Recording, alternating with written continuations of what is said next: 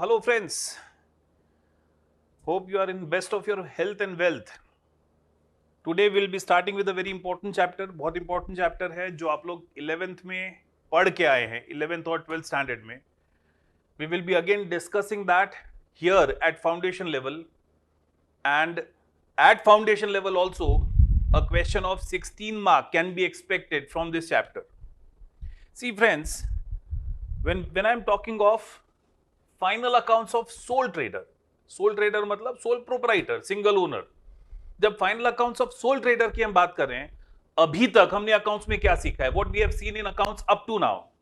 Sir, throughout the year जो भी transactions होते हैं, पूरे साल जो भी फिनेंशियल ट्रांजेक्शंस होते हैं, हम उसका रिकॉर्डिंग करते हैं. Up to now we have only seen how recording is done.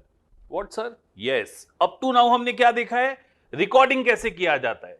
C, throughout the year जो ट्रांजेक्शंस होते हैं, हम उसको अपनी ओरिजिनल बेसिक बुक्स में पहले रिकॉर्ड करते हैं, दैट इज जर्नल.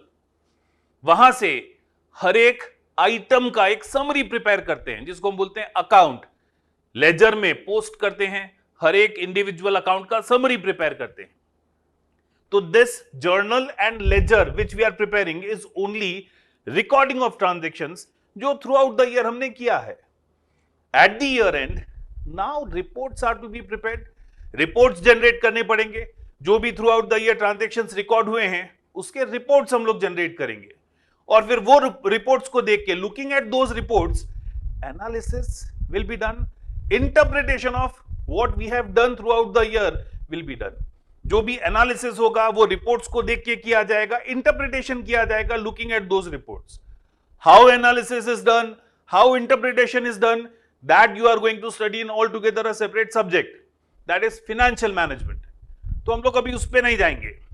हम लोग अभी अपना डिस्कशन लिमिट करेंगे on how to do reporting. पूरे साल जो ट्रांजेक्शंस हमने बुक्स ऑफ अकाउंट में रिकॉर्ड किए उसका रिपोर्टिंग कैसे होगा. सी, टू प्रिपेयर रिपोर्ट्स हम लोग सबसे पहले क्या करते हैं, जितने भी अकाउंट्स हमने लेजर की बुक में मेंटेन किए हैं उन सबके बैलेंसेस फाइंड करते हैं, और वो बैलेंसेस को एक स्टेटमेंट में शो कर देते हैं जिसको हम बोलते हैं trial balance. Now that report of trial balance is prepared to just check how books of accounts are arithmetically correct और नॉट. अपना books of account mathematical error तो नहीं है, अरिथमेटिकली करेक्ट है कि नहीं है.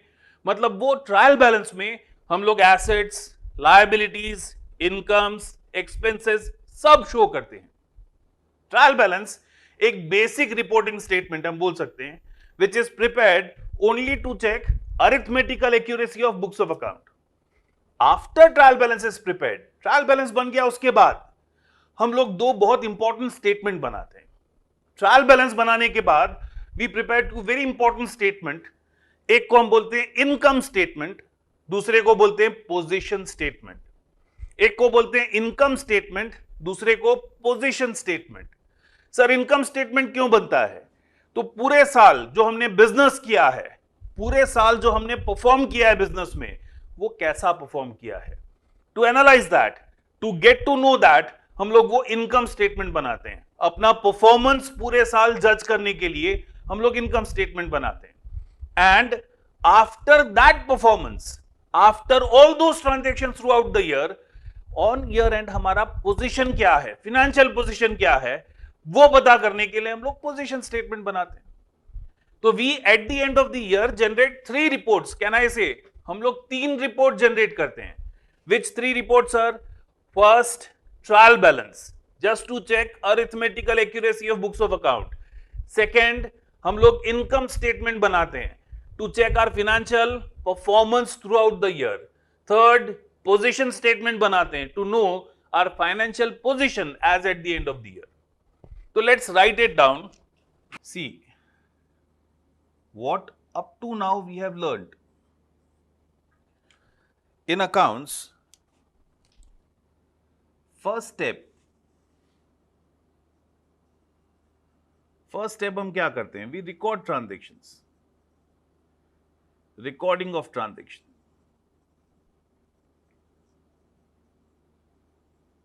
Recording of all financial transactions.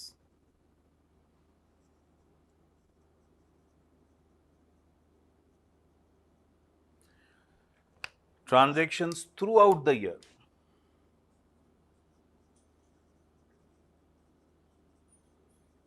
transactions throughout the year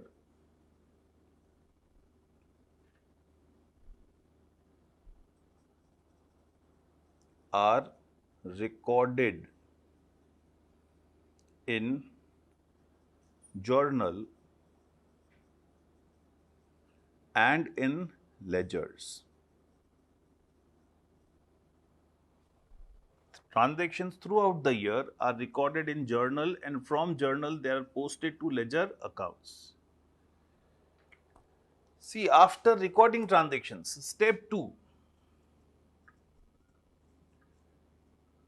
that is, reports are generated.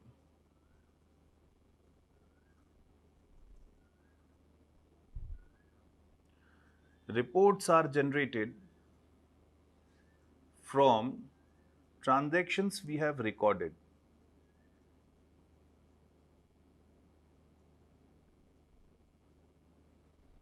Which reports are generated? First report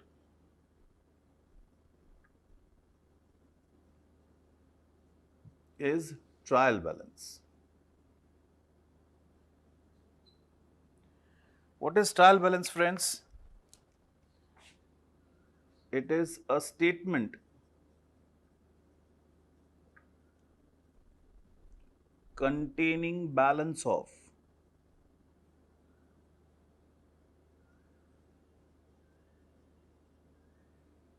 all ledger accounts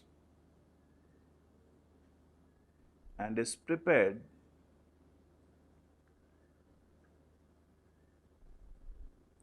to check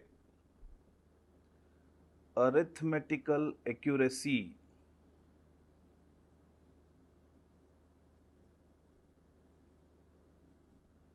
of books of accounts. क्यों बना रहे हैं हम लोग? To check arithmetical accuracy of books of account. Second report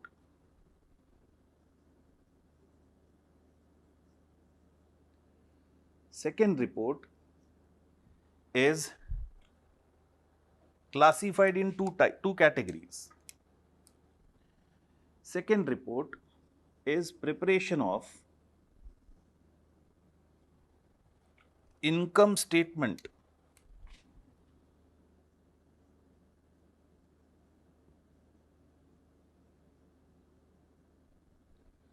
and position statement.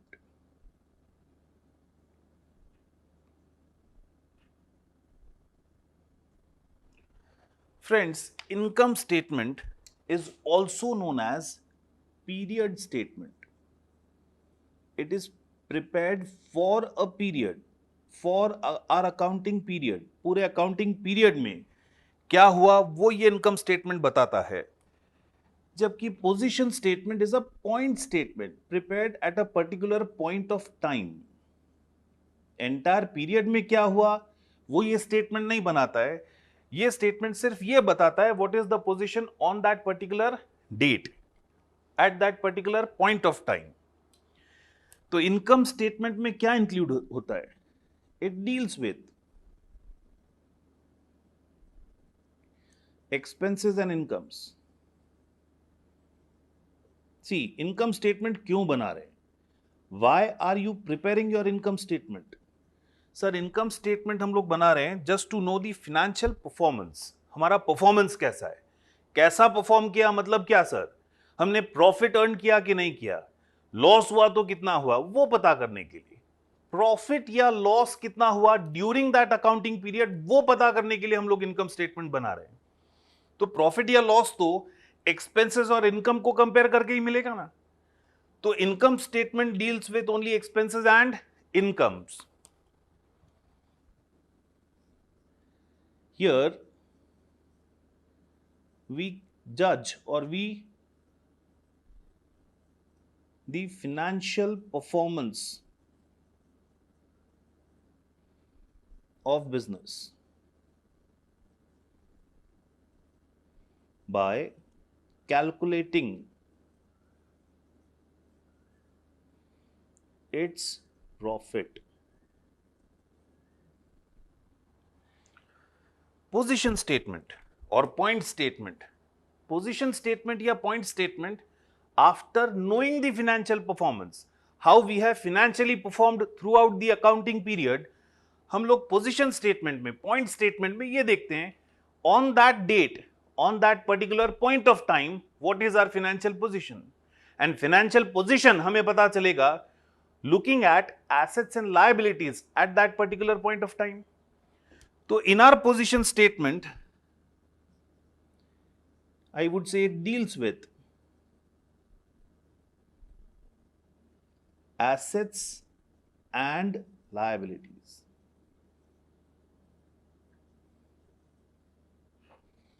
It deals with assets and liabilities. It's nothing but a statement of assets and liabilities.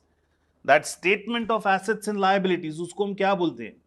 We call it balance sheet.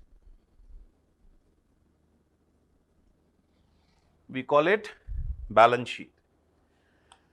तो हम बोल सकते हैं after throughout the year recording transactions in the book of journal and ledger, at the year end we generate certain reports. Which reports? We prepare a trial balance to check the arithmetical accuracy of books. Yes sir. Secondly, we judge the financial performance of business. For that we prepare an income statement. We judge the financial position of a business. For that we prepare a position statement known as balance sheet.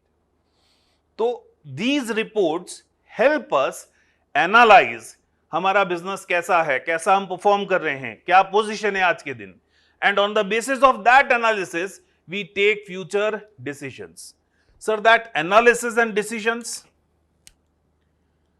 Step 3, analyzing and interpreting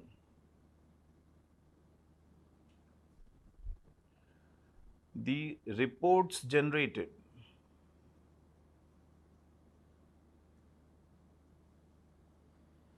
Analyzing and interpreting the reports generated. Financial position, financial performance,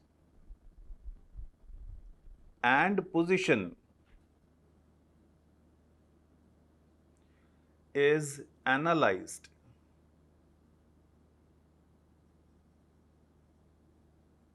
and various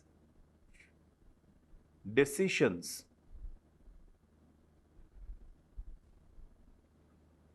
are made. ये जो part है analysing और interpretation का, this we will learn in a separate topic, financial management. Separate subject जो हम next level पे read करेंगे, पढ़ेंगे अच्छे से, फाइनेंशियल मैनेजमेंट. मतलब एट फाउंडेशन लेवल हमको यहां पे नहीं जाना है. अभी हम लोग अपना डिस्कशन लिमिटेड रखेंगे on how to generate these reports. ये रिपोर्ट्स जनरेट कैसे करना है वो हम लोग सीखेंगे.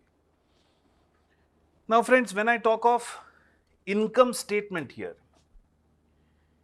When I talk of our first report, that is income statement.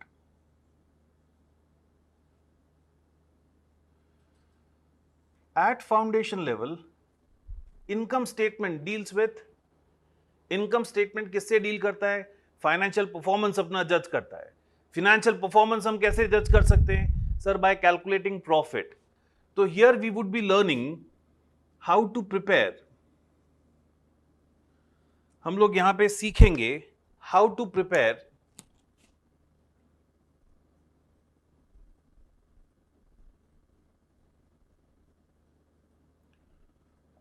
manufacturing account.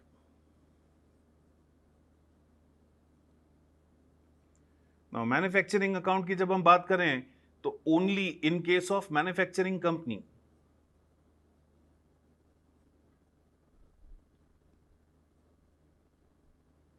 Manufacturing business में अगर हम लोग हैं तो ही मैन्युफैक्चरिंग अकाउंट प्रिपेयर होगा. कोई ट्रेडिंग कंसर्न है, that won't be preparing manufacturing account. Second, trading account. And third, profit and loss account. तो when I am talking of income statement, I am basically talking of how to prepare all these accounts. ये सारे accounts हम लोग कैसे prepare करते हैं. And when I am talking of position statement, I am talking of how to prepare balance sheet. कैसे balance sheet prepare करेंगे. तो what we are going to learn in this chapter, हम लोग इस पूरे चैप्टर में क्या पढ़ने वाले हैं.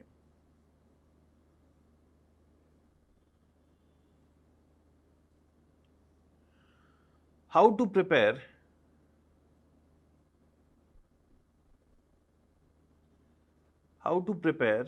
various income statements. मतलब how to prepare manufacturing account, trading account, P&L account. Second, how to prepare balance sheet. What is balance sheet? How to prepare balance sheet. And third, various adjustment entries which are being passed while preparing financial statements.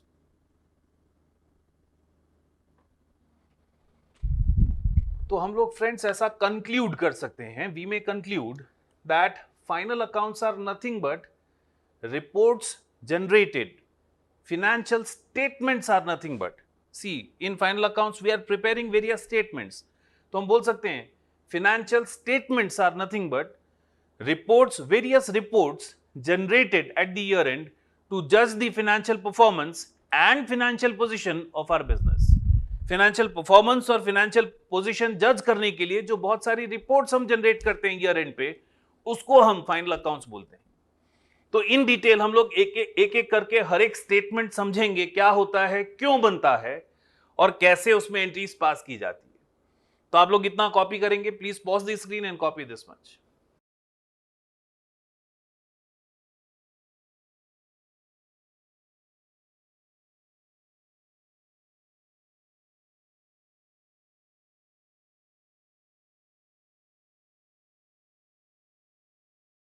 Now friends, in the very beginning of accounts हमने ये discuss किया था that business organization can be of two types.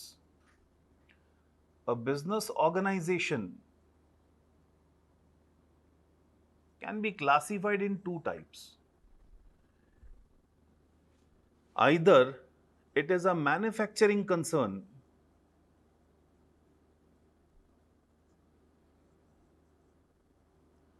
either it's a manufacturing concern or it is a non-manufacturing concern. एक business organisation दो type की हो सकती है. गुड्स परचेज करती है, जिस फॉर्म में परचेज किया उसी फॉर्म में आगे बेच देती है, तो it's a non manufacturing concern. Without changing it's form उसे आगे बेच देती है, नॉन मैन्युफैक्चरिंग कंसर्न. और गुड्स परचेज किया and it is selling those goods after changing its form. उसके फॉर्म को चेंज करके अगर उसने आगे उसे बेचा है, तो then that concern is a manufacturing concern.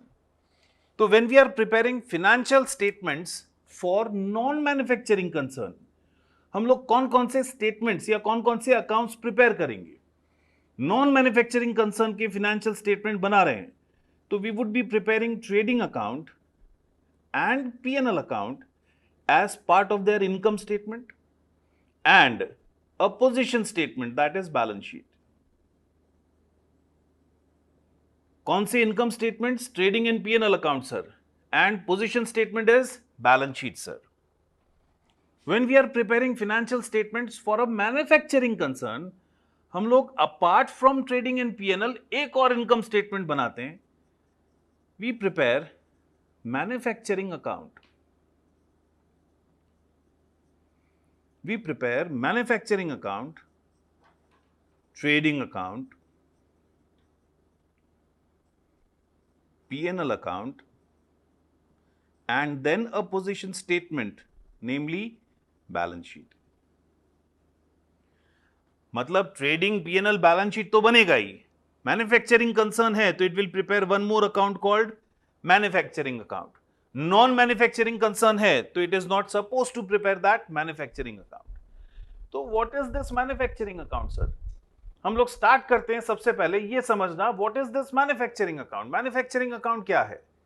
C, manufacturing concern जब अपना गुड्स परचेज कर रही है और उसका फॉर्म चेंज कर रही है, मतलब उस पर कुछ प्रोसेसिंग कर रही है टू चेंज इट्स फॉर्म, फिर आगे उसे बेच रही है। तो मैन्युफैक्चरिंग कंसर्न के लिए एक बहुत इंपॉर्टेंट कंसेप्ट है, उसे अपना कॉस्ट कैलकुलेट करना पड़ता है। सी, अगर वो कॉस्ट कैलकुलेट नहीं कर सकेगी तो it won't be able to properly decide उसका सेलिंग प्राइस क्या है। कॉस्ट पता होने से ही हम उसमें प्रॉफिट ऐड करके सेलिंग प्राइस डिसाइड कर सकते हैं ना। तो मैन्युफैक्चरिंग कंसर्न के लिए बहुत इंपॉर्टेंट हो जाता है to decide its cost, and therefore it is preparing manufacturing account to calculate cost of production. क्यों बना रहे हैं मैन्युफैक्चरिंग अकाउंट? प्रॉफिट ढूंढने के लिए नहीं सर, मैन्युफैक्चरिंग अकाउंट हम बना रहे हैं to calculate cost of production. जो गुड्स हम प्रोड्यूस कर रहे हैं वो प्रोड्यूस करने का कॉस्ट कितना है, what is cost of production of goods produced, and that cost of production will be then transferred further to our further accounts, trading accounts. So why are you preparing manufacturing account? Sir, manufacturing account हम prepare करते हैं to calculate cost of production of goods produced. जो goods produce किया, जो goods का उत्पादन किया, उसका कीमत क्या है, कॉस्ट क्या है, कॉस्ट कैलकुलेट करने के लिए बना रहे हैं, प्रॉफिट नहीं, कॉस्ट कैलकुलेट करने के लिए बना रहे। तो मैन्युफैक्चरिंग अकाउंट में सिर्फ और सिर्फ कॉस्ट ही रिकॉर्ड होगी, यस सर। प्रोडक्शन कॉस्ट ही रिकॉर्ड होगी, यस सर। प्रोडक्शन से रिलेटेड खर्चे ही रिकॉर्ड होंगे, और खाली खर्चे रिकॉर्ड होंगे, खाली एक्सपेंस रिकॉर्ड होंगे। तो खुद सोचिए एक्सपेंस का कौन सा बैलेंस होता है? Debit balance. तो manufacturing account will always show debit balance. Manufacturing account cost calculate करने के लिए बना रहे हो तो खाली प्रोडक्शन से रिलेटेड एक्सपेंस रिकॉर्ड होंगे, और खाली एक्सपेंस रिकॉर्ड होंगे तो balance of manufacturing account is always a debit balance, and that balance is nothing but your cost. वो जो बैलेंस मैन्युफैक्चरिंग अकाउंट में मिलेगा वही आपका कॉस्ट है। तो मैन्युफैक्चरिंग अकाउंट कैसे बनता है, कौन से खर्चे रिकॉर्ड होते हैं? If I firstly talk of manufacturing account,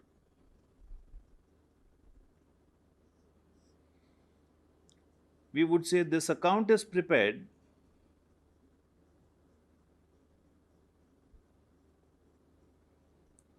to calculate cost of production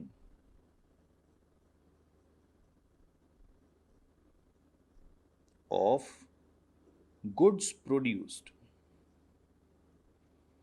जो भी गुड्स आपने प्रोड्यूस किया है उसका कॉस्ट कैलकुलेट करने के लिए अकाउंट बनता है सर। क्योंकि कॉस्ट कैलकुलेट करने के लिए बनता है, this account only includes cost या expenses relating to production.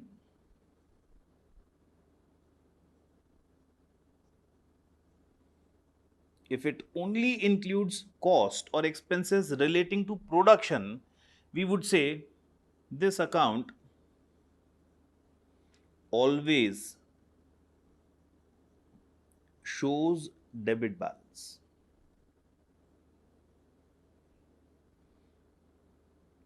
Balance in this account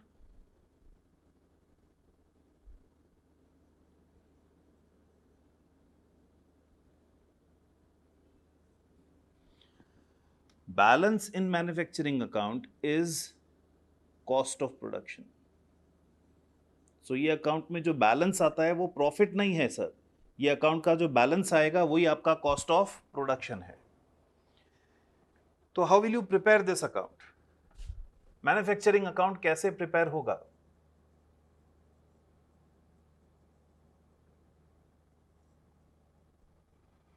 What will be recorded in manufacturing account?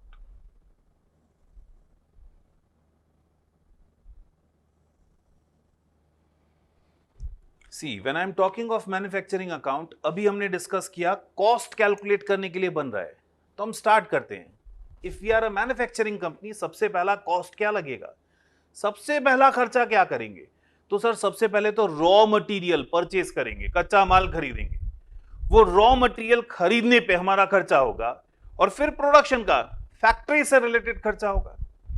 तो सबसे पहले हम लोग स्टार्ट करेंगे with cost of raw material consumed. कितना रॉ मटेरियल खरीदा वो शो करना है क्या? नहीं, हमको कैलकुलेट करना है जो गुड्स प्रोड्यूस किया उसका कॉस्ट, जिसका प्रोडक्शन हो गया उसका कॉस्ट। तो उसके लिए कितना रॉ मटेरियल कंज्यूम किया वो हमको देखना पड़ेगा ना। खरीदा वो नहीं, जो खरीदा हो सकता है उसमें से कुछ बच गया है, अभी कंज्यूम नहीं हुआ है। तो प्रोडक्शन में जो कंज्यूम हो गया है, जो यूज हो गया है रॉ मटेरियल, उसका कॉस्ट निकालना पड़ेगा। तो उसके लिए हम स्टार्ट करते हैं with opening stock of raw material. Will start with opening stock of raw material. जो भी ओपनिंग स्टॉक रॉ मटेरियल का है जो लास्ट ईयर से हमारे पास पड़ा है, इसमें प्लस कर देंगे परचेज ऑफ रॉ मटेरियल। जो इस साल न्यू रॉ मटेरियल हमने परचेज किया,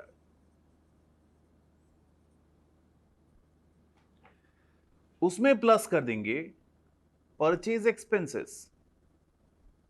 रॉ मटेरियल परचेज करने के लिए जो एक्सपेंसेस हमने इनकर किए। सर कैसे? फॉर एग्जाम्पल फ्रेट हमने पे किया, कैरेज इनवर्ड हमने पे किया, these are all purchase expenses, expenses relating to purchase of raw material. तो ओपनिंग स्टॉक प्लस परचेज मतलब टोटल कॉस्ट आ गया। उसमें से जो अनयूज्ड रॉ मटेरियल है at the year end, closing stock of raw material minus कर देंगे। Will deduct closing stock of raw material. Opening stock and purchase मतलब टोटल गुड्स, उसमें से जो नहीं यूज किया वो माइनस कर दिया। तो क्या बच जाएगा? जो कंज्यूम किया, जो यूज किया वो बच जाएगा।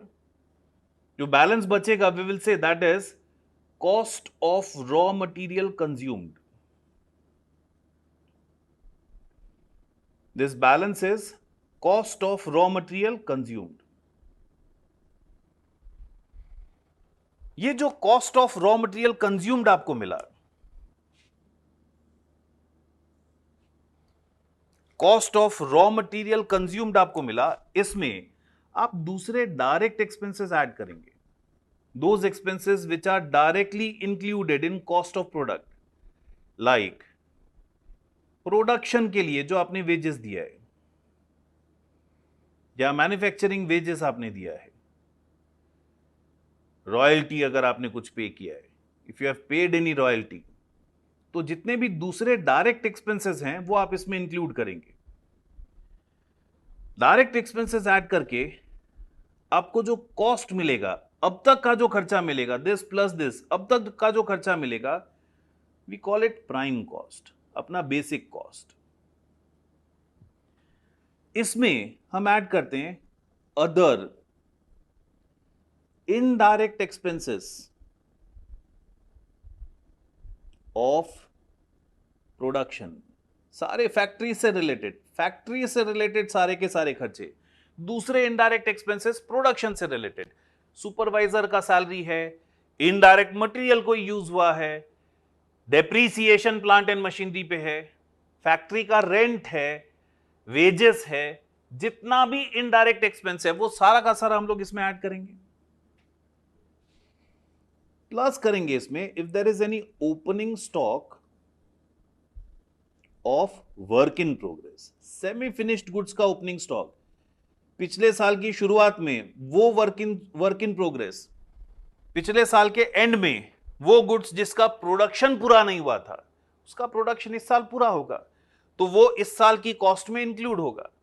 और इस साल के एंड में वो गुड्स जो अभी भी प्रोडक्शन प्रोसेस के अंदर है, सेमी प्रोड्यूस्ड है, जिसका प्रोडक्शन अभी कंप्लीट नहीं हुआ है, जिसका प्रोसेसिंग कंप्लीट नहीं हुआ है, वो closing stock of work in progress minus कर देंगे।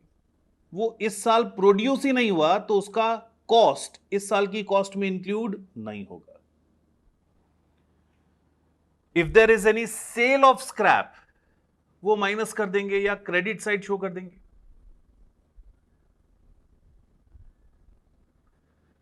तो जो बैलेंस मिलेगा प्राइम कॉस्ट, उसमें ये सारे खर्चे ऐड करेंगे, सेल ऑफ स्क्रैप माइनस करेंगे, जो बैलेंस मिलेगा we will say that balance is nothing but cost of production. और वो बैलेंस हम लोग को कहां ट्रांसफर करना है फ्रेंड्स? ट्रेडिंग अकाउंट में ट्रांसफर करना है। ट्रेडिंग अकाउंट में किस तरफ? कॉस्ट है, खर्चा है। ट्रेडिंग अकाउंट में किस तरफ? डेबिट साइड ट्रांसफर करना है। ये जो बैलेंस मिला, this is nothing but cost of production of goods produced. This is cost of production of goods produced. तो आप देख सकते हैं हमने कोई इनकम रिकॉर्ड किया क्या? नहीं, सारे खर्चे ही रिकॉर्ड किए। कौन से खर्चे रिकॉर्ड किए? गुड्स प्रोड्यूस करने के लिए जो खर्चे हमको करने पड़ते हैं। रॉ मटेरियल कितना यूज हुआ, कंजम्पशन हुआ कितना रॉ मटेरियल का फॉर प्रोडक्शन, कितने डायरेक्ट एक्सपेंसेस हमने पे किए, कितने दूसरे indirect expenses relating to production pay किया, तो हमको प्रोडक्शन कॉस्ट मिल गया। And this production cost will be then transfer to trading account. तो ये जो मैन्युफैक्चरिंग अकाउंट हमने बनाया, अगेन आई एम सेइंग, क्या कोई प्रॉफिट ढूंढने के लिए बनाया? नहीं, मैन्युफैक्चरिंग अकाउंट हमने प्रिपेयर किया only to calculate our cost. तो आप लोग स्क्रीन पॉज करके इतना कॉपी करेंगे, फिर एक एग्जांपल देखते हैं only on manufacturing account.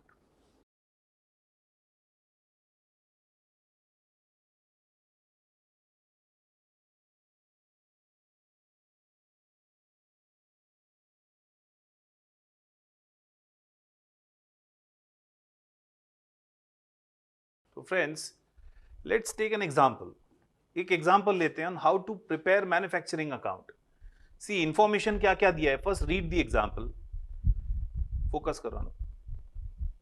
Mr. X runs a factory which produces motor spare parts. The following details were obtained about his manufacturing expense for the year ended 31st March 19. Expenses का detail दिया है। Work in progress मतलब semi finished goods, उसका opening closing stock दिया है। Raw material, तो उसका purchase कितना है, ओपनिंग स्टॉक कितना है, क्लोजिंग स्टॉक कितना है, कितना रिटर्न कर दिया, परचेज रिटर्न।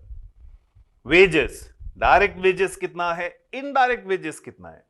डायरेक्ट वेजेस मतलब वो वेजेस जो डायरेक्टली प्रोड्यूस करने के लिए हमने पे किया है।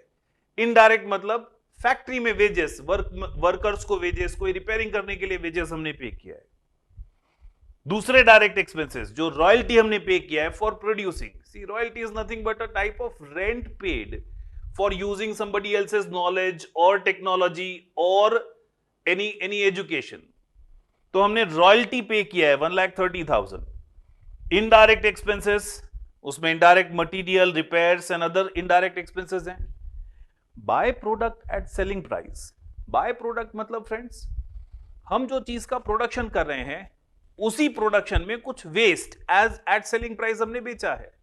For example, in production of sugar, in production of sugar, जब आप शुगर प्रोड्यूस करते हो यूजिंग शुगर केन, गन्ने का यूज करके जब आप चीनी बना रहे हो, तो उसका एक बाय प्रोडक्ट निकलता है, केमिकल निकलता है एथेनॉल, जो in production of sugar as a by product हमें मिलता है। Even that is being sold, जो बहुत सारी इंडस्ट्री में एज फ्यूल यूज होता है, वो भी बेचा जाता है। तो वो by product at selling price हमको दिया हुआ है। You are required to prepare manufacturing account. तो हम स्टार्ट करते हैं। स्टार्ट करेंगे किससे? सर, सबसे पहले रॉ मटेरियल कंज्यूम्ड कितना है वो देखना है हमको। तो हम स्टार्ट करेंगे with opening stock of raw material. जो भी रॉ मटेरियल हमने परचेज किया उसका ओपनिंग स्टॉक कितना है? Sir, opening stock of raw material is 3,02,000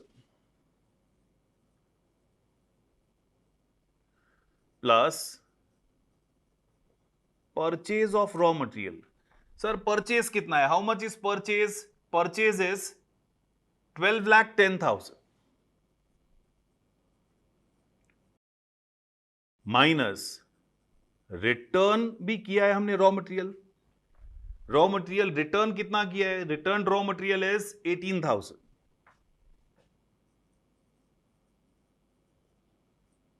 minus closing stock of raw material. How much is closing stock of raw material? 3,10,000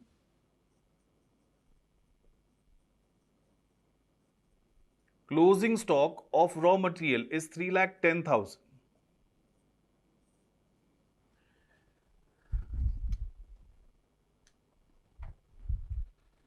So opening stock 3,02,000 plus 12,10,000 minus 18,000 minus 3,10,000, 11,84,000 is nothing but cost of raw material consumed. Cost of raw material used in process of production. In this cost of raw material consumed हमको अब add करना है direct expenses. Direct expenses देख सकते हैं आप कौन से हैं सर. एक तो ये डायरेक्ट वेजेस है, दूसरा रॉयल्टी हमने पे किया है वो भी डायरेक्ट एक्सपेंस है. तो ये दोनों डायरेक्ट एक्सपेंसेस हम लोग इंक्लूड करेंगे, प्लस करेंगे इसमें direct wages. Direct wages is 2,10,000. Royalty हमने पे किया है, royalty is 1,30,000.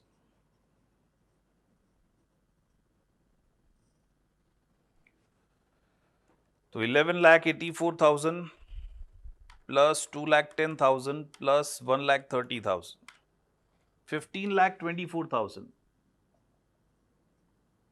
15,24,000 is nothing but prime cost. Prime cost. इसमें अब ऐड करेंगे फैक्ट्री ओवरहेड्स. क्या ऐड करेंगे सर? Factory overheads. ओवरहेड्स मतलब सिर के ऊपर से, जस्ट जोकिंग. ओवरहेड्स मतलब indirect expenses. All indirect expenses relating to factory. Indirect expenses relating to factory कौन से हैं सर? तो सबसे पहले इनडायरेक्ट वेजेस है 48,000.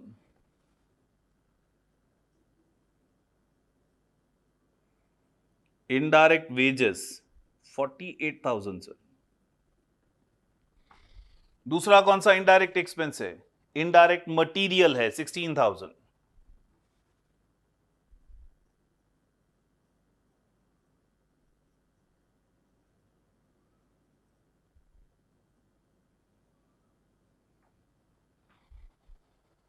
रिपेयर्स है 2,30,000.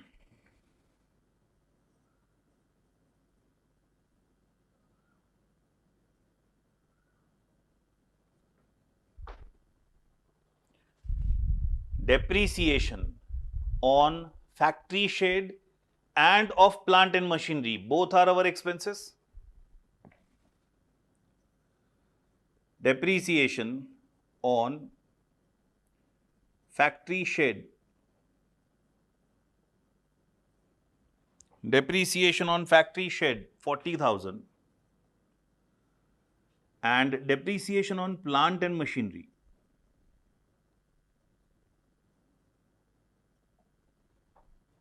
it is 60,000. इसमें प्लस कर देंगे opening stock of work in progress.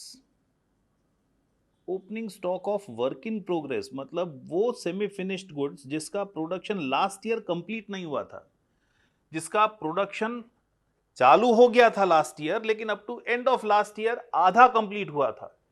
Sir इसका मतलब वो लास्ट ईयर प्रोड्यूस नहीं हुआ था तो लास्ट ईयर बेचा भी नहीं होगा, तो वो लास्ट ईयर की प्रोडक्शन कॉस्ट में इंक्लूड नहीं होगा, इसलिए लास्ट ईयर माइनस किया था, इस साल प्लस करेंगे. और वो गुड्स जिसका प्रोडक्शन इस साल स्टार्ट हो गया है लेकिन इस साल कंप्लीट नहीं हुआ है, वो इस साल की प्रोडक्शन कॉस्ट में इंक्लूड नहीं होगा, तो closing stock of work in progress हम माइनस कर देंगे. Closing stock of work in progress will be deducted. Opening stock is 3,90,000. Closing stock is 5,07,000.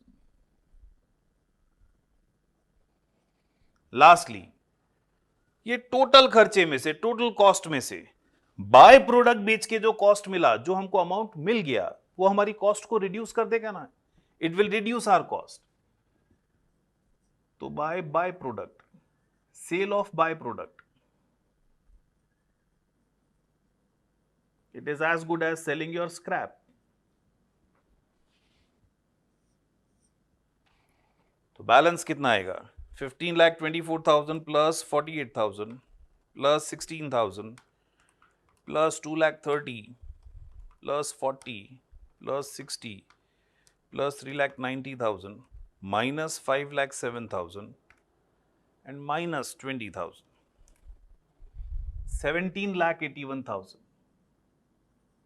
ये जो फाइनल बैलेंस मैन्युफैक्चरिंग अकाउंट में मिल रहा है, ये हमारा कॉस्ट ऑफ प्रोडक्शन है। ये हम ट्रांसफर कर देंगे to trading account debit side. कहां ट्रांसफर हो जाएगा? Trading account debit side. क्या बोला जाएगा इसको? Sir it is nothing but cost of production of goods produced. जो गुड्स मैन्युफैक्चर किया है, जो गुड्स प्रोड्यूस किया है, उसका कॉस्ट ऑफ प्रोडक्शन हमको 17,81,000 मिल गया फ्रेंड्स। तो सारा इंफॉर्मेशन दिया था हमने अकाउंट के फॉर्मेट के हिसाब से, खाली कॉस्ट यहां पे रख दिया है और टोटल कॉस्ट हमने कैलकुलेट कर लिया है। I hope you are finding it easy. Frame pause करेंगे, पहले क्वेश्चन कॉपी करना है और फिर उसका solution.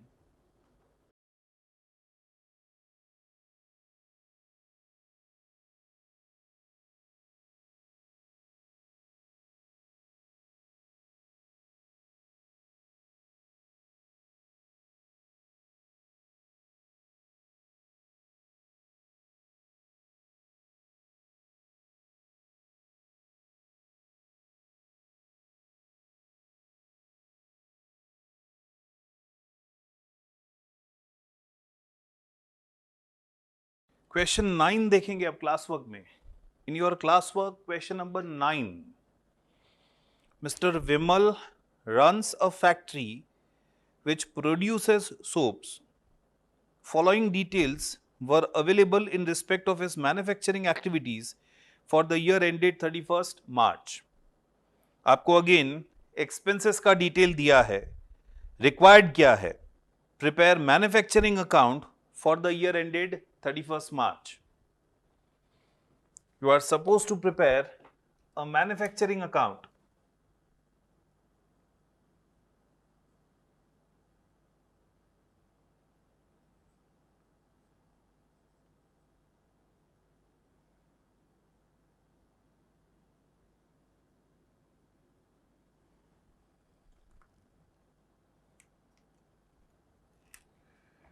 For the year ended 31st March, जो भी डेट दिया है आपको।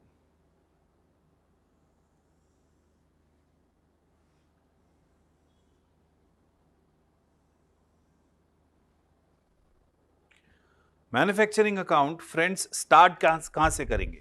We will start with raw material cost. Start करेंगे with opening inventory of raw material.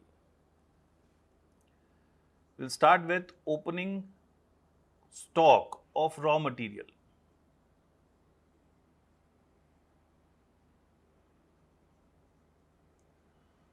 Opening inventory और opening stock of raw material कितना दिया है? It is 1,70,000। प्लस करेंगे परचेजेस, 8,20,000 दिया है। Purchase of raw material 8,20,000 plus purchase expense, यहां कोई परचेज एक्सपेंस नहीं है, माइनस करेंगे closing stock of raw material. Closing stock of raw material that is 1,90,000।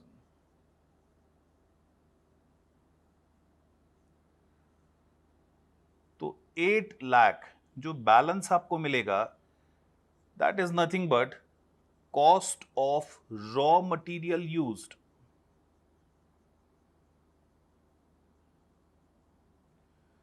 Cost of raw material consumed. In this cost of raw material consumed, you need to add all your direct expenses. आपको अपने सारे direct expenses add करने हैं और सारे expenses की list अगर आप देखें तो डायरेक्ट वेजेस आपको दिया हुआ है। In your list of expenses direct wages आपको दिया हुआ है। अच्छा, कितना है direct wages? Direct wages rupees 0.8 per unit manufactured and 0.4 per unit of closing WIP. Last में देखिए यूनिट्स मैन्युफैक्चर्ड कितना है? 5 लाख यूनिट्स आर मैन्युफैक्चर्ड, तो 5 लाख यूनिट्स पे 0.8 हमने डायरेक्ट वेजेस पे किया है। क्लोजिंग WIP कितना है? 12,000। क्लोजिंग WIP 12,000, उस पे पर यूनिट 0.4 हमने पे किया है। तो 5 lakh into 0.8 comes to 4 lakh and 12,000 into 0.4 comes to 4,800। तो 4 लाख 4,800 टोटल डायरेक्ट वेजेस हमने पे किया है। And we can say 12 lakh 4,800 is nothing but prime cost, is nothing but our basic cost.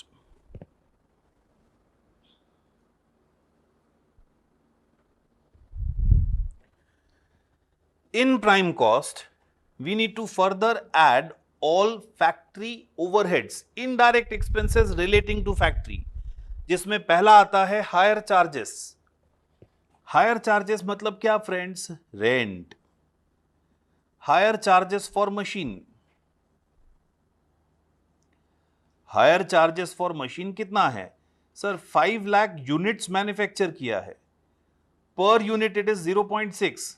Can we say hire charges for machine is 3 lakh, rent of machine we are using is 3 lakh, hire charges of factory 2,20,000,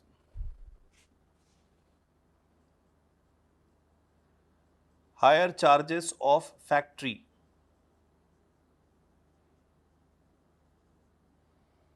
2,20,000,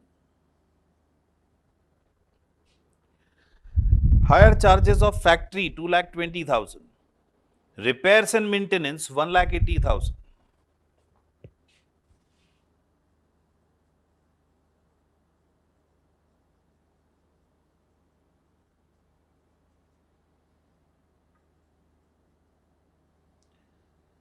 फिर plus कर देना है opening stock of work in progress,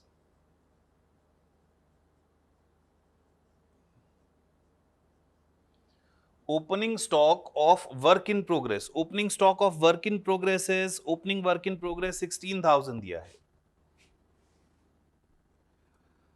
minus कर देना है। Minus करने के लिए अपोजिट साइड शो कर सकते हैं, closing stock of work in progress,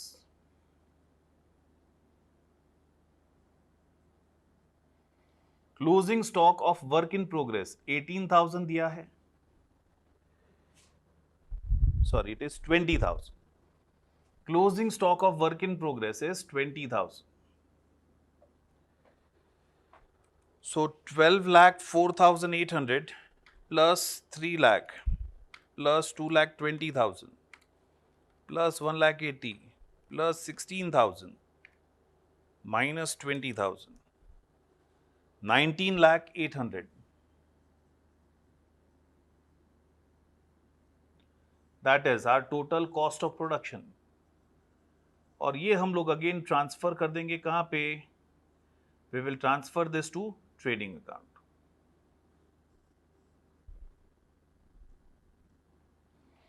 तो सारा इंफॉर्मेशन दिया है, मैन्युफैक्चरिंग अकाउंट के फॉर्मेट के हिसाब से वैल्यूज रखा है हमने, nothing else.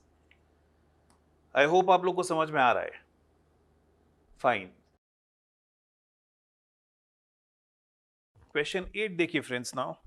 Question 8, following are manufacturing account, creditors account and trading account provided by miss Shivi related to the year. Accounting year का आपको 3 अकाउंट दे दिया है, but there are certain figures missing on these accounts. कुछ missing figures भी दिया है।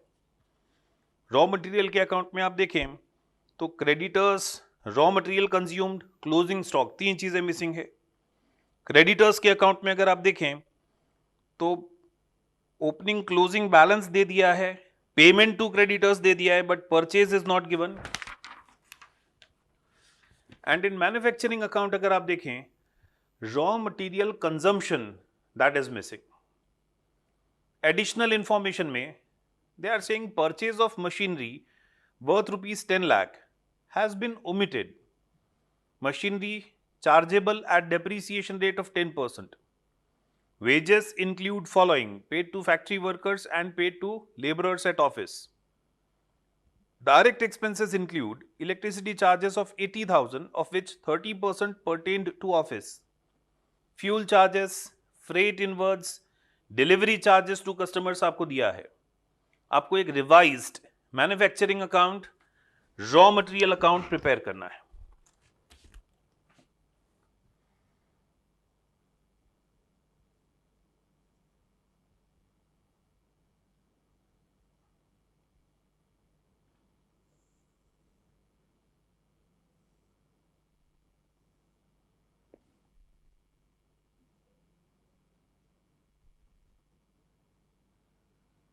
Manufacturing account, raw material account and creditors account हमको प्रिपेयर करना है.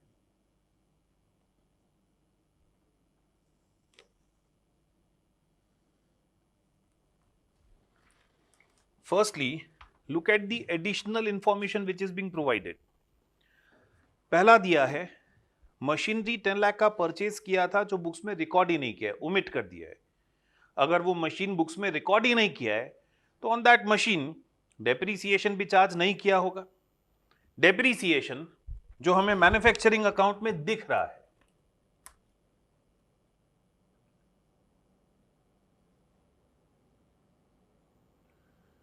डेप्रीसिएशन इन बुक्स अभी 2 लाख रुपीस जितना डेप्रीसिएशन बुक्स में दिख रहा है. And depreciation still not charged. कितना डेप्रीसिएशन आपने चार्ज नहीं किया है, तो on that machinery of 10 lakh which was not shown in books, उस पे आपने अभी तक डेप्रीसिएशन चार्ज नहीं किया है. तो कैन वी से revised figure of depreciation will be 3 lakh. Revised value of depreciation is 3 lakh. Similarly, wages. Wages in books कितना दिख रहा है? सर wages in books अभी 3,50,000 दिख रहा है. Out of that 3,50,000, wages which is paid to factory worker, वो तो मैन्युफैक्चरिंग में ही आएगा, प्रोडक्शन से रिलेटेड एक्सपेंस है. But wages which is paid to labour at office, वो मैन्युफैक्चरिंग में नहीं आएगा, तो वो इसमें से लेस करना पड़ेगा. Wages of labour at office.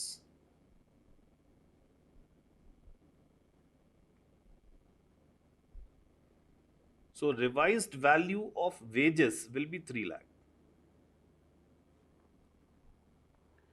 Revised value of wages is 3 lakh.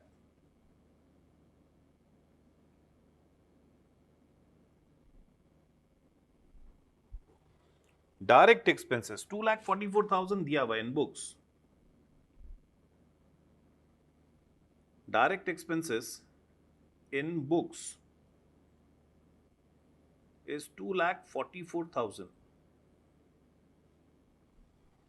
Now these direct expenses firstly include electricity charges of 80,000, of which 30%, 80,000 का 30%, 24,000 is for office. If that is for office, again we would say that is not related to production. तो minus कर देंगे इसमें से electricity charges for office.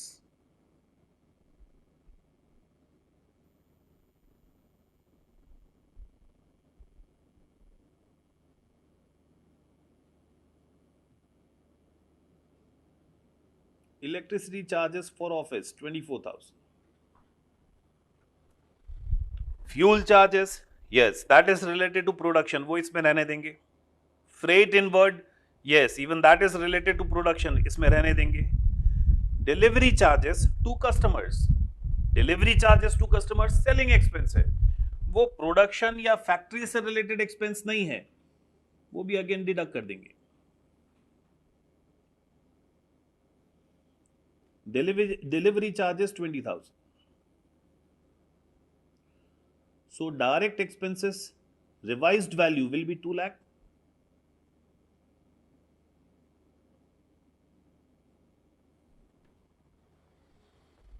तो अब हम देखते हैं मैन्युफैक्चरिंग अकाउंट में raw material consumed,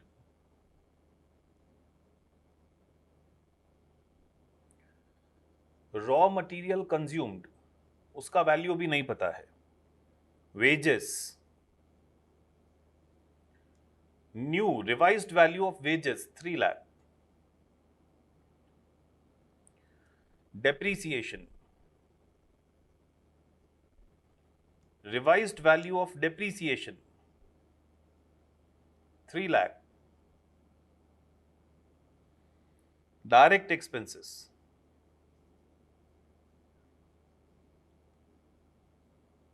revised value for direct expenses 2 lakh.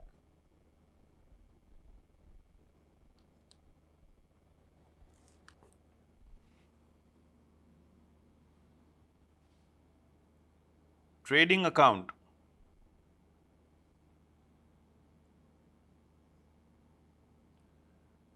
now what value would have been transferred to trading account, या क्या वैल्यू ट्रेडिंग अकाउंट में ट्रांसफर होना चाहिए, क्या अमाउंट हमको ट्रेडिंग अकाउंट में ट्रांसफर करना चाहिए। तो वी वुड से ये तीनों खर्चों में, ये तीनों कॉस्ट में अगर चेंज हुआ है तो this transfer to trading account must also have been changed. ये तीनों अगर चेंज हुआ है तो 17,94,000 ट्रांसफर नहीं होगा ट्रेडिंग अकाउंट में। What will be transfer to trading account?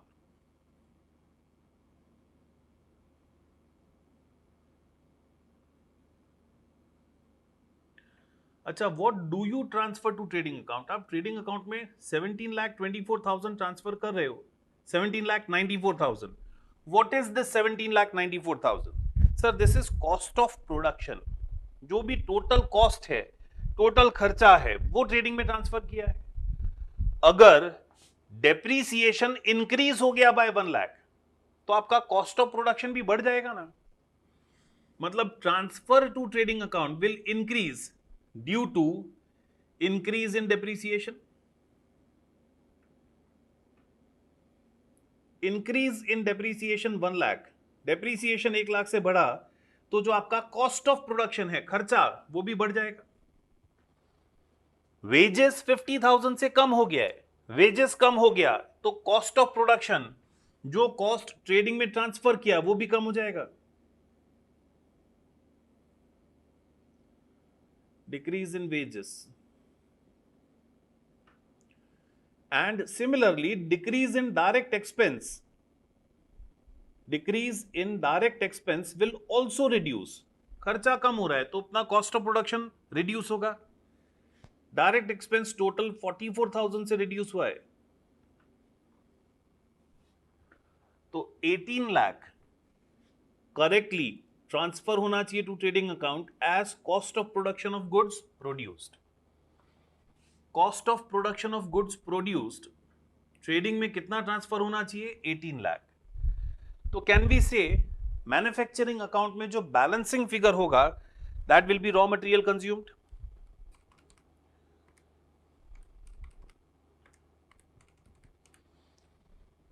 Raw material consumption is balancing figure, that is 10 lakh. Correct?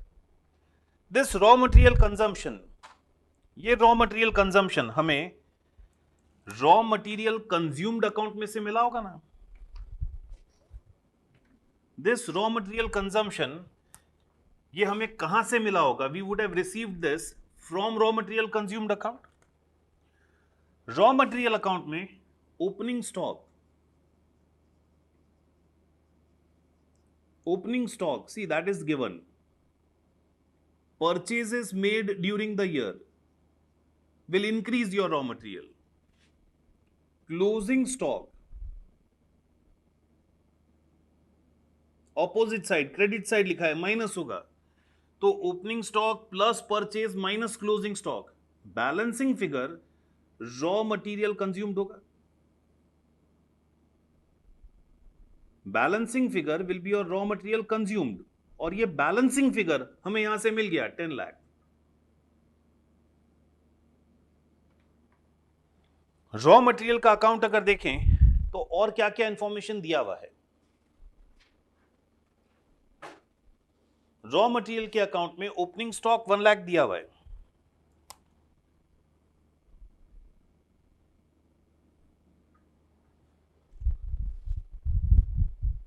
Purchase नहीं पता है, क्लोजिंग स्टॉक वो भी नहीं पता है, purchase of raw material to creditors कितना है नहीं पता है, क्लोजिंग स्टॉक वो भी नहीं पता है, मतलब दो दो चीजें मिसिंग है सर। तो आगे थर्ड अकाउंट देखते हैं, क्रेडिटर्स का अकाउंट। क्रेडिटर्स में ओपनिंग बैलेंस हमको दिया है 15 लाख। इस साल की शुरुआत में क्रेडिटर्स 15 लाख के थे।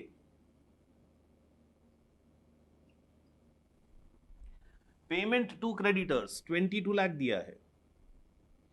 पेमेंट दिया क्रेडिटर्स को, तो एंट्री क्या हो जाएगा, क्रेडिटर्स टू बैंक।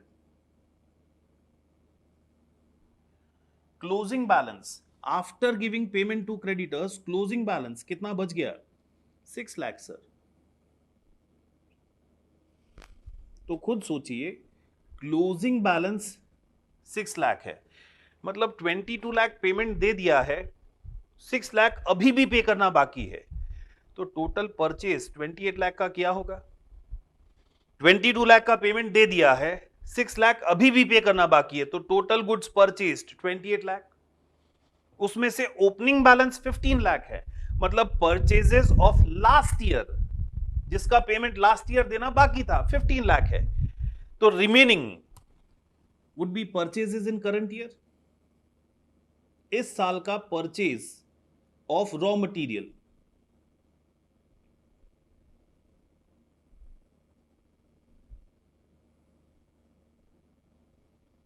इस साल का raw material purchase balancing figure मिल जाएगा हमको, it is 13 lakh.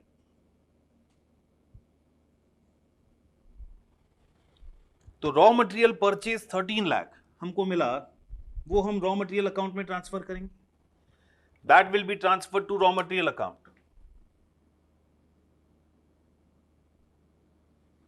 And in this raw material account, balance now remaining will be nothing but closing stock, sir. Closing stock of raw material comes to 4 lakh.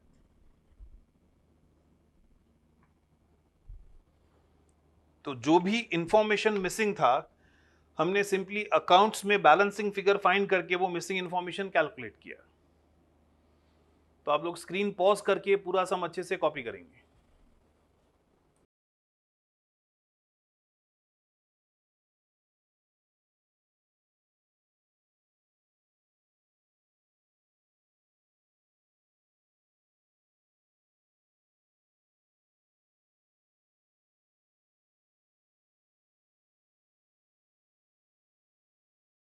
तो friends, हमने देखा how manufacturing account is prepared, and manufacturing account बना के हम कैसे cost अपने production का calculate कर सकते हैं। After manufacturing account, if you move to next account, again manufacturing account profit ढूंढने के लिए बनाया क्या, नहीं सर, कॉस्ट पता करने के लिए बनाया। मैन्युफैक्चरिंग अकाउंट से अगर आगे जाएं तो next account in our income statement comes trading account. If you now remember friends, हमने पहले के चैप्टर्स में भी डिस्कस किया है ट्रेडिंग अकाउंट क्यों बनाते हैं, पर्पस क्या है ट्रेडिंग अकाउंट बनाने का, प्रॉफिट ढूंढना। Sir business as a whole का प्रॉफिट ढूंढना, नो, ट्रेडिंग अकाउंट हम बनाते हैं only to calculate profit of over the counter sales. कौन सा sale sir, over the counter sales. Over the counter sales मतलब 3 sales, cash sales, credit sales, sale of sale और return. Cash, credit और goods sent on sale और return, ये over the counter sale है। खाली इसका प्रॉफिट हम लोग ढूंढते हैं bye preparing trading account. Sir consignment का अगर सेल हुआ, उसका अलग कंसाइनमेंट अकाउंट बनाते हैं, हमने उस चैप्टर में सीखा। सर अगर ब्रांच का सेल हुआ, ब्रांच अकाउंट बनाते हैं, नेक्स्ट लेवल पे सीखेंगे, और उसका प्रॉफिट हम फाइंड करते हैं। हायर परचेज का सेल हुआ, ज्वाइंट वेंचर का सेल हुआ, अलग ज्वाइंट वेंचर अकाउंट बनाते हैं, उसका प्रॉफिट फाइंड करते हैं। तो ट्रेडिंग अकाउंट हम लोग बिजनेस एज अ होल का प्रॉफिट ढूंढने के लिए नहीं बनाते हैं। Trading account is prepared only to calculate profit of over the counter sales, और उस ओवर द काउंटर सेल्स को के प्रॉफिट को हम बोलते हैं gross profit, rough profit, apparently जो प्रॉफिट दिख रहा है हमको। तो वी वुड से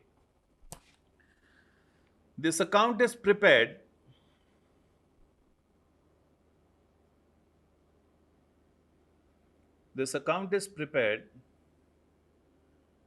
to calculate profit from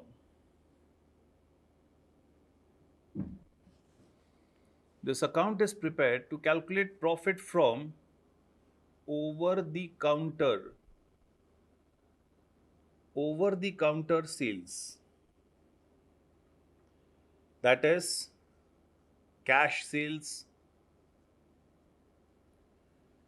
credit sales,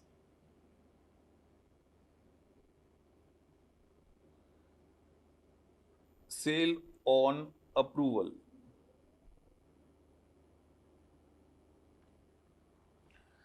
The profit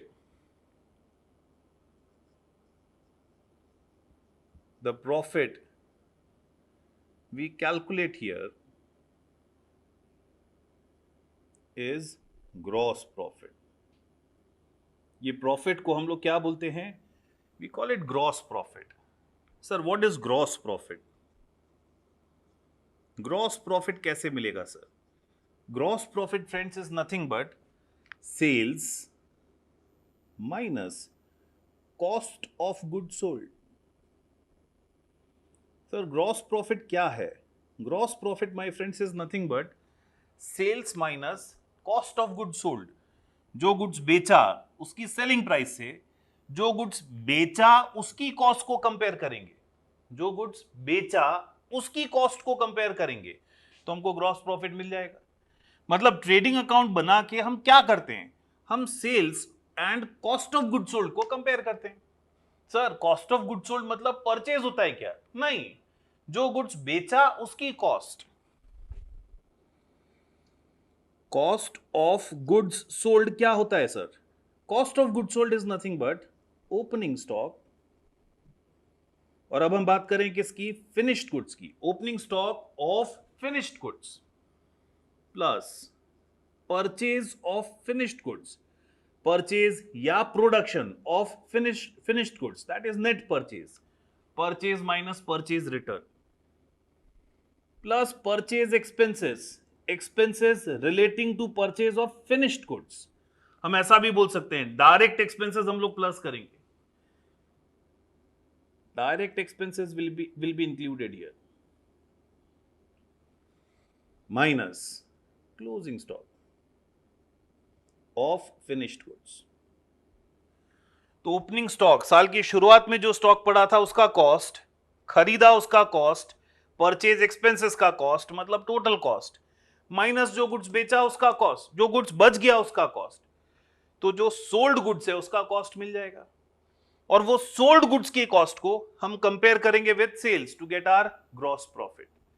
मतलब सर, हम सेल्स को टोटल एक्सपेंसेस से कंपेयर नहीं कर रहे हैं, हम सेल्स को उन्हीं एक्सपेंसेस से कंपेयर कर रहे हैं जो वो सेल्स जनरेट करने में हेल्पफुल है. सर, क्या बोला आपने? वापस से सुनो. We are comparing sales of this year, income of this year, not with total expenses of this year. We are comparing our sales with only those expenses which are helping to generate income in current year. मतलब खाली वो खर्चे और सिर्फ वो खर्चे जो इस साल इनकम जनरेट करने में हेल्पफुल हैं, उन्हीं को इस साल की सेल्स के सामने मैच करना है. रिमेंबर, हमने बहुत स्टार्टिंग में फंडामेंटल में डिस्कस किया था, जो पेमेंट इस साल किया है वो इस साल का खर्चा नहीं है. जो पेमेंट किया है उसमें से वो पोर्शन जिसका बेनिफिट इस साल डिराइव हो गया है, benefit is derived in this year, that is expense of this year.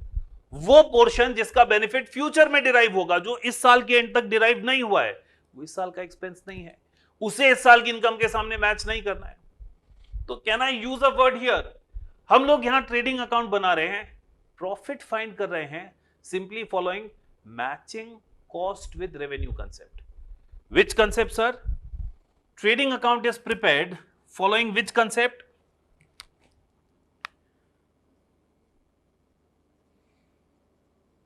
Trading account is being prepared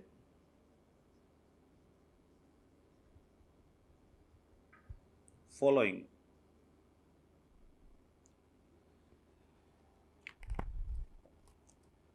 matching concept.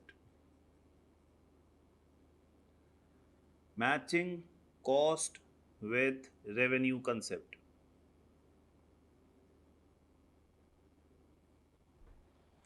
Trading account is being prepared following matching cost with revenue concept. Sir ये matching cost with revenue concept क्या बोलता है? Matching concept बोलता है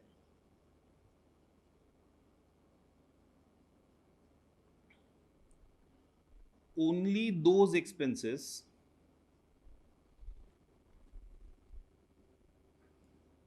those expenses which are helping to generate income in current year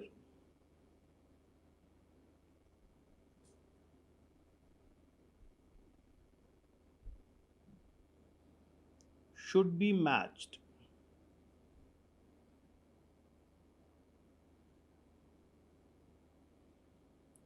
against income of current year.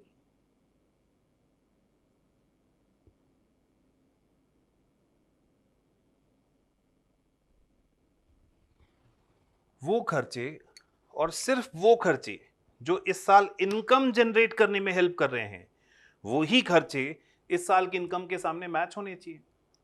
Let's understand this with an example. बहुत ध्यान से देखिएगा what I am trying to explain. For example, this is your trading account. ये आपका trading account है. Friends, you purchased 5 units this year. आपने कितना units purchase किया? 5 यूनिट्स परचेज किया. मतलब आपका खर्चा 5 यूनिट्स का हुआ. टू परचेज खर्चा हुआ तो ट्रेडिंग में आपने शो किया होगा ना. Per unit cost suppose 2 rupees है, पर यूनिट कॉस्ट 2 रुपया है, तो 10 रुपीज आपका परचेज हुआ. Yes sir. फ्रेंड्स, आपने 3 यूनिट्स बेचा है during the year. 3 units are sold. Sales show करेंगे. इनकम है सेल्स. 3 यूनिट्स आर सोल्ड, तो your income is say 3 units are sold for 15. Your income is 15. तो अगर मैं पूछूं आपका प्रॉफिट कितना है, sir 15 minus 10, 5 rupees is profit. Absolutely wrong. 3 unit की सेलिंग प्राइस को 5 यूनिट की कॉस्ट से कंपेयर करोगे क्या? Will you compare selling price of 3 units with cost of 5 units? No. ये जो 5 यूनिट्स का परचेज हमने किया है, ये सारा इस साल बेचा नहीं है. मतलब ये जो खर्चा हमने इस साल किया है, सारा इस साल इनकम जनरेट नहीं कर रहा है. इसमें से 3 यूनिट्स खाली बेचा है. मतलब 3 यूनिट्स के लिए किया हुआ परचेज एक्सपेंस इनकम जनरेट कर रहा है. सर 2 यूनिट अभी इस साल नहीं बेचा है. वो 2 यूनिट कब बेचोगे? अगले साल बेचेंगे सर. मतलब वो 2 यूनिट तो इस साल का खर्चा हुआ ही नहीं. वो 2 यूनिट जो नहीं बेचा है उसका इनकम तो डिराइव हुआ ही नहीं. इनकम डिराइव नहीं हुआ, बेनिफिट डिराइव नहीं हुआ, तो वी वुड से वो 2 यूनिट अपना खर्चा नहीं है. वो 2 यूनिट पे किया हुआ पेमेंट अपना एसेट है. तो उसे हमें परचेज में से निकालना पड़ेगा ना. और उसे परचेज में से निकालने के लिए, माइनस करने के लिए, हम लोग क्रेडिट साइड शो कर देते हैं as closing stock. To deduct it from our purchase, we show it on credit side as closing stock.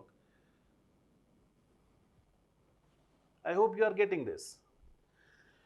तो इस साल का प्रॉफिट फ्रेंड्स कितना होगा? 10 में से 4 गया, 6 आपका इस साल का वो खर्चा है. 6 रुपीज इस साल का वो खर्चा है जो इस साल इनकम जनरेट कर रहा है. तो 6 रुपीज को हम 15 से कंपेयर करेंगे to get profit of 9 rupees. To get profit of 9 rupees. Again friends, sir ये हमारे परचेज का ही हिस्सा है. Yes, this is part of your purchase only. लेकिन परचेज का वो हिस्सा है जो इस साल बेचा नहीं है, इस साल इनकम जनरेट नहीं कर रहा है, इस साल इसका बेनिफिट डिराइव नहीं हो रहा है. सर कब बेचा जाएगा? अगले साल. मतलब ये हमारे लिए बेनिफिट कब डिराइव करेगा? अगले साल. तो इसे अगले साल का खर्चा मान लें sir. Yes, this should be treated as expense of next year. और इसीलिए in next year that will be shown on our expense side as opening stock. As opening stock.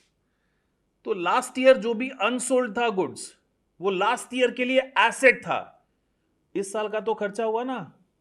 से 3 यूनिट्स वर अनसोल्ड लास्ट ईयर, तो इस साल का खर्चा हुआ ना 6 रुपीज। और अब जो ट्रेडिंग अकाउंट में बैलेंस आएगा, that balance is nothing but your gross profit. That balance is nothing but your gross profit. तो फ्रेंड्स, आपने यहां पे क्या किया? How did you calculated your gross profit? अगर आप ध्यान से देखो, आपने अपनी सेल्स को जो 15 रुपीज थी, कंपेयर किससे किया? कॉस्ट ऑफ गुड सोल्ड से। Opening stock 6 plus purchase 10 minus closing stock 4। Opposite side लिखा है तो माइनस होगा ना, तो opening stock plus purchase minus closing stock. Can I say cost of good sold 12 rupees है, and sales minus cost of goods sold 3 rupees is your gross profit. I hope you are getting this. So what we are doing, purchase हमारा total payment during this year है, हमारा total खर्चा during this year है, लेकिन cost of good sold हमारे purchase का वो हिस्सा है, हमारे खर्चे का वो हिस्सा है जो इस साल इनकम जनरेट कर रहा है। और इसीलिए हमने पूरा परचेज नहीं, खाली वो हिस्सा जो इस साल इनकम जनरेट कर रहा है, उसको इस साल की इनकम के सामने मैच किया और प्रॉफिट फाइंड किया। तो we are following which concept here? We are following matching concept and preparing trading account to calculate our profit ढूंढने के लिए। Correct sir.